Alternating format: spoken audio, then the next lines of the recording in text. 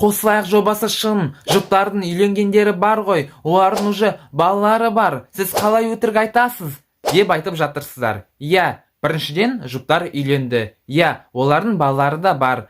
Но ол екінші сезонда болып кеткен оқиға. Ал мен қазіргі сентябрьда қыркүйекте басталған үшінші сезон туралы айтып жатырмын. Екінші сезонда қатысушылар біраз болсын шынайы болды. Және де шынайы болғандықтан үйленді, бала шағалы болып отыр. Ал мен үшінші сезон туралы айтып отырмын. Астын сызып кетейін. Үшінші сезон өтірік деп отырмын. Бірінші және екінші сезон емес, үшінші сезон. Өтірікке барлығы хайп үшін отырғандарға толып кетті. Шатаспаңыздар. Екінші сезон өтті кетті. Үйленгендер үйленді. Нағыз шынайы жоба болды. Ал қазір үшінші сезон. Екінші сезон өтті кетті, қазір үшінші сезон. Шатаспаңыздар.